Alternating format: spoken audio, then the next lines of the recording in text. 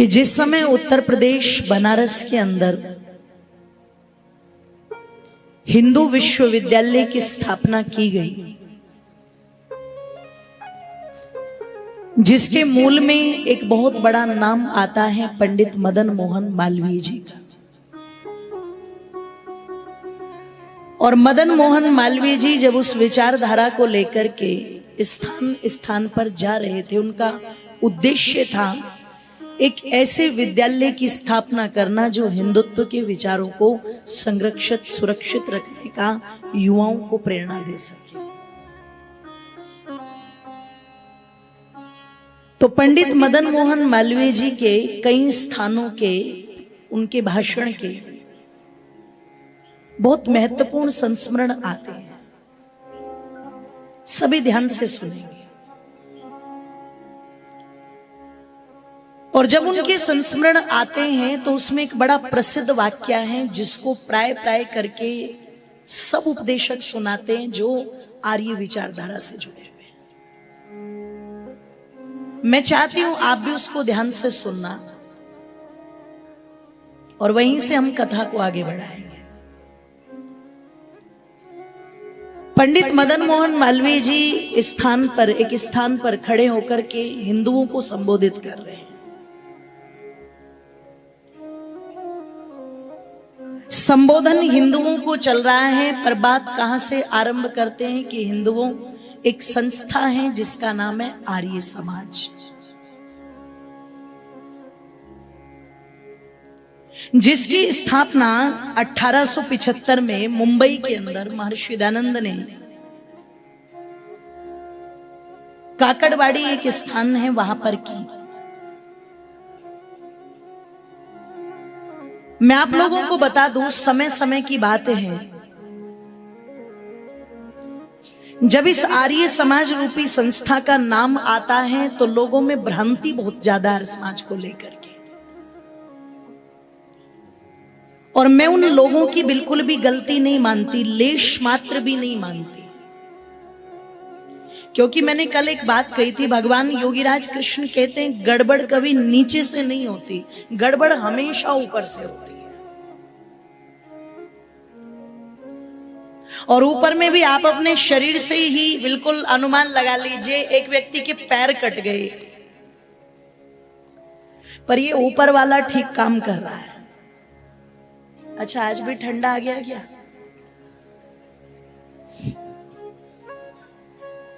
अच्छा, इन ठंडे वालों ने भी फिटिंग भैया तुमने सही जगह कर रखी है, बिल्कुल है।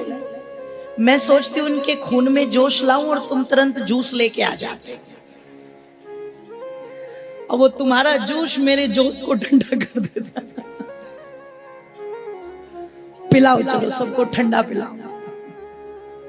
बोलिए सत्य सनातन वैदिक धर्म की जय। ओ मेरी माताओं बंधुओं, मैं निवेदन कर रही थी आप लोगों के मध्य में, यदि व्यक्ति के पैर कट जाए, हाथ कट जाए, तो आपने देखा होगा पिछले दिनों एक लड़की को पद्मश्री पुरस्कार से सम्मानित किया गया। हाथ नहीं है उस लड़की के, लेकिन अपने पैरों से ही ब्रूस लेकर के वो इतनी अच्छी पेंटिंग बना देती हैं कि विश्व तक उसकी पेंटिंग प्रदर्शनी में लगती है। एक एक पेंटिंग करोड़ों रुपए में बिकती है, लाखों की बात नहीं की मैंने, करोड़ों रुपए में। और पैरों से बना रही है वो लड़की, उसको पद्मश्री में दिया गया। अब आप विचार करना, चिंतन करना, पैरों से अपाइज हैं पर ऊपर वाला सिस्टम ठीक काम कर रहा है। इसका मतलब ऊपर वाला ये ठीक ठाक है तो सब कुछ, जोर से बोलो। एक लड़की जो बहुत बड़ी वॉलीबॉल की प्लेयर बनना चाहती थी, दिल्ली के एक इंस्टीट्यूट में उसी की कोचिंग ले रही थी। दिल्ली से अपने घर आ रही थी, मध्य प्रदेश इंदौर की तरफ की रहने वाली। कुछ मंचलों का गैंग ट्रेन में चढ़ा, लड़की के साथ बदतमीजी की। और जब लड़की ने उसका विद्रोह किया तो निकम्मों ने लड़की को उठा करके चलती ट्रेन से ट्रैक पर फेंक दिया। दोनों पैर कट गए। अब जिसके पैर कट गए वो वॉलीबॉल तो नहीं खेल सकती। माता पिता ने जैसे तैसे करके, सामान्य परिवार की लड़की थी, नकली पैर लगाए। अब नकली पैर से दुनिया को लग रहा है हो गई जीवन भर के लिए अपाहिज, ना कोई शादी करेगा ना कुछ करेगा। पड़े पड़े बिस्तर पर वो लड़की सोच रही है जीवन खत्म हो गया, अब कुछ रहा नहीं, तो क्या करूं, सुसाइड कर लूं।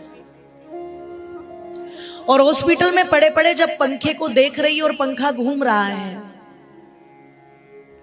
तो मन में विचार आया कि क्या मेरे जीवन में मेरे जीने की वजह केवल मेरे पैर ही थे बस, और कोई जीवन नहीं है, और कोई उद्देश्य नहीं है। कुछ अच्छे विचार, कुछ अच्छे संस्कारों के बीज पड़े हुए थे, वो तुरंत उभरते। ये जो कहते हैं ना, क्यों सत्संग कराना, क्यों कथा करानी, क्या हो जाएगा, बातें सुना दी करमवीर जी ने, अंजलि जी ने, क्या हो जाएगा। अभी तुम्हें वो असर दिख नहीं रहा होगा। ये जूस भी पियोगे ना, इसका असर भी बॉडी में नजर आएगा, पर जो ये शब्द तुम्हें सुनाई दे रहे हैं, तुम्हारे कानों तक पहुंच रहे हैं, अभी ये तुम्हें असर दिखाई नहीं देगा। पर ध्यान रखना, ये जो तरंगे हैं ये तुम्हारे अंतःकरण पर तो चिपक जाएगी। मेरे शब्दों के जो बीज हैं वो तुम्हारे अंतःकरण रूपी पृष्ठभूमि पर डाले जा रहे हैं, पड़ रहे हैं। वो आज हो सकता है तुरंत तत्काल प्रभाव से काम ना आए, पर जिस दिन कोई भी ऐसा अवसर आया और मैंने कोई बात कही है, तुरंत वो बीज पनपने शुरू हो जाएंगे, तुरंत वो वृक्ष के रूप में उभर करके आएगा। आज तो तुम सुधर सी गए सारे, है ना। चलो आराम से बैठना। ओ मेरी माता बंधुओं, निवेदन कर रही थी आप लोगों के मध्य में कि ये जो संस्कार हैं ये आपके अंतःकरण पर जाकर के पड़ जाते हैं, और जहां समय आया, जहां वो परिस्थिति आई, तुरंत ये संस्कार तत्काल प्रभाव से उठेंगे और आपको तुरंत याद आएगा उस समय उस उपदेशक ने ये बात कही थी, चलो इसको करके देखें। तुरंत। तो मेरी माताओं कह दूं, ये जो कथा प्रवचन है ये अपने आप में बहुत महत्वपूर्ण है। इसलिए जिन लोगों ने शीर्ष पर जो बैठे हुए थे, ऊपर जो बैठे हुए थे, मैं उनकी बात कर रही थी और मैं वो घटना सुना रही थी कि एक लड़की सोच रही है क्या मेरा जीवन मेरे पैरों से था। पैर तो गए, नकली पैर है। आप चिंतन करना, विचार करना मेरी माताओं, जरा सोचना, लड़की के नकली पैर। जो नर्स बराबर में खड़ी हुई थी उससे कहा एक पेज लाना, कोरा पन्ना लाना, नर्स ने ला दिया। लड़की ने कहा मुझे बैठाना एक बार। बिना पैरों की लड़की को उसने सहारा दे के बैठाया और लड़की ने पन्ने पर क्या लिखा, मैं माउंट एवरेस्ट को फतेह करूंगी। पैर नहीं है लड़की के। और एक बार जरा गूगल पर जाकर के सर्च कर लेना, पूर्णिमा नाम है उस लड़की का। पैर नहीं है। उसने लगभग अभी 4-5 साल पहले माउंट एवरेस्ट को फतेह किया है, तिरंगा लहराया जाकर के वहां पर। तो अपाहिज व्यक्ति ना तो पैरों से है, अपाहिज व्यक्ति ना हाथों से है। ये ऊपर वाला सिस्टम अपाहिज जिसका हो गया वो सबसे बड़ा अपाहिज है। तो जैसे ये मस्तिष्क जब तक ठीक चल रहा है सारी चीजें ठीक चलती है, क्योंकि ये भी ऊपर है, शीर्ष पर बैठा हुआ है। ऐसे ही समाज का मस्तिष्क बनकर के जो ऊपर बैठे हुए हैं, कलाकार हैं, पत्रकार हैं, नेता हैं, अभिनेता हैं, ये जितने भी हैं, इनको मस्तिष्क मानो आप किसी भी देश का। ये लोगों की मस्तिष्क में ऐसे केमिकल डाल देते हैं कि चाहे तो देशभक्त बना दे और चाहे तो देशद्रोही बना दे। तो ये जो शीर्ष पर बैठे हुए लोग हैं, अगर ये बिगड़ जाए तो नीचे वालों को बिगड़ने में देर नहीं लगती। लोग कहते हैं महाभारत के बाद बिगाड़ हो गया। मैं कई बार सोचती थी क्यों हुआ होगा ये बिगाड़। तो उस बिगाड़ का एक ही कारण था, और वो कारण क्या है? घर के अंदर अगर दादा रोज शाम को बोतल खोल के बैठता है तो बताओ पोता मान जाएगा क्या? बोलो। पोता तो तुरंत कहेगा दादा चेयर्स। और अगर पोता ये बोले तो दादा ये कहने के लायक नहीं है कि बेटे शराब पीना बुरी बात है, कह देगा क्या? बोलो। क्योंकि जैसे कहेगा तो बच्चा तुरंत क्या कहेगा? पहले अपने गिरोबान में झांक, तब मुझे भाषण देना। ऊपर बैठे हुए बिगड़ गए तो नीचे वाले अपने आप बिगड़ जाते हैं। इसलिए जो ऊपर बैठे हुए लोग थे, धर्माचारी, बड़े बड़े तिलकधारी, जिन्होंने अपने आप को घोषित कर रखा था ब्रह्म वाक्य जनार्दन, हम जो वाक्य बोलेंगे उस पर संदेह मत करना, क्योंकि हमारा वाक्य भगवान का वाक्य है। चलो कोई बात नहीं, अच्छी बात है, पर तुम वाक्य तो सही बोलो, सिद्धांत तो सही बताओ।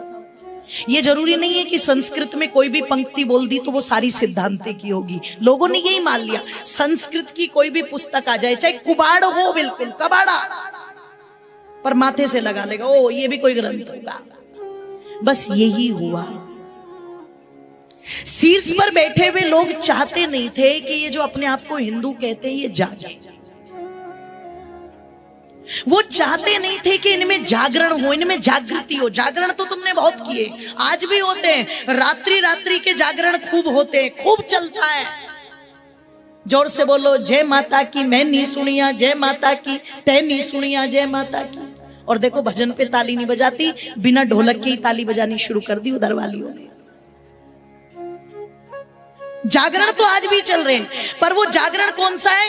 हाँ जी, रात के 9 बजे से लेके कितने बजे तक जागना है? अरे बोले सुबह 4 बजे तक, बस। ये तो नींद से भी बुरा नशा है। जागरण होता है जब तुम्हारे अंदर की विचारधारा जाग जाए, तुम्हारा चरित्र जाग जाए, तुम्हारा जमीर जाग जाए, तुम्हारा स्वाभिमान जाग जाए। जागरण तो वो है। वो जागरण जब धीरे धीरे समाप्त हुआ, महाभारत के काल में लोगों को लगा कि जब ये राजा, ये दुर्योधन अपने भाइयों को हक देने को तैयार नहीं है तो फिर हम क्यों करेंगे? हम क्यों पुण्य करें? हम क्यों धर्म कर्म करें? ढांचा बिगड़ा, और बिगड़ते बिगड़ते इतना बिगड़ा कि अधभर गगरी छलकत जाए। आधे कचरे लोग आए जिन्हें कुछ पता था, बहुत कुछ नहीं पता था, पर फिर भी उन्होंने अपने आप को स्थापित किया। मनमाने ग्रंथ बनाए, मनमानी चीजें बनाई, पाखंड चले, अंधविश्वास चले, अंध परंपराएं चले। और जब उनका विरोध आकर के गुजरात की भूमि में पैदा हुए ऋषि दयानंद जी ने किया, तो लोगों को बर्दाश्त नहीं हुआ। क्योंकि जो लोग कह रहे हैं वेद पढ़ने का अधिकार सबको नहीं, ये दयानंद तो कह रहा है कि वेद सब पढ़े। और अगर वेद सबने पढ़ लिए तो फिर तो बसेड़ा के किसी बाबूजी को पता लग जाएगा ये जो गर्दन काटी जा रही है बकरों की, भेड़ों की, ये गलत है। और वो चिल्ला करके कहेगा कि अगर बलि देने से भगवान खुश होता है तो भेड़ बकरियों को मत काटो, तुम मेरी गर्दन काट करके भगवान को खुश करो, तो बसेड़ा में बलि प्रथा बंद हो जाएगी। कहीं पर माताओं को पता लग गया कि माताएं वेद पढ़ सकती हैं, और अगर इन्होंने वेद पढ़ लिए तो फिर व्यासपीठ पर महिलाएं बैठेंगी, फिर हमें कौन पूछेगा? तो देखो दर्द होना तो लाजमी है, स्वाभाविक है, फिर विरोध करेंगे जया किशोरी का। फिर नीचे कमेंट में गालियां लिखेंगे अंजलि आर्या की वीडियो पर कि हाँ क्यों कह रही हो तुम। दर्द तो होगा, दर्द उन लोगों को भी होगा जिन्होंने पूजा के नाम पर पता नहीं क्या क्या चीजें जोड़ दी। पर हमने कभी विचार नहीं किया कि अगर भगवान राम जिस समय नहीं पैदा हुए थे उस समय से पहले कौन सी पूजा चलती थी, बताओ। क्यों माताओं, सोचना चाहिए नहीं सोचना चाहिए? भगवान कृष्ण पैदा नहीं हुए तो उससे पहले कौन सी पूजा चलती है? हनुमान जी पैदा नहीं हुए हैं तो उनसे पहले कौन सी पूजा चलती है? कोई ना कोई पूजा तो थी। कोई ना कोई अभिवादन तो था। और एक बार कड़ी से कड़ी मिला लिया करो कि यदि इन सारे महापुरुषों को एक कड़ी में रख दिया जाए, एक लाइन में रख दिया जाए, हम श्री रामचंद्र जी को रखे, हम हनुमान जी को रखे, कृष्ण जी को रखे, और बाद के ऋषि मुनियों की समस्त परंपराओं को आप एक लाइन में रख करके देख लीजिए, तो आपको एक ही पूजा पद्धति मिलेगी। और वो क्या मिलेगी? अग्निर्वै देवानाम मुखम। अग्नि देवताओं का मुख है, अग्निहोत्र करो, यज्ञ करो। एक अभिवादन मिलेगा, प्रातः काल उठ के रघुनाथा, मात पिता गुरु नावई माता।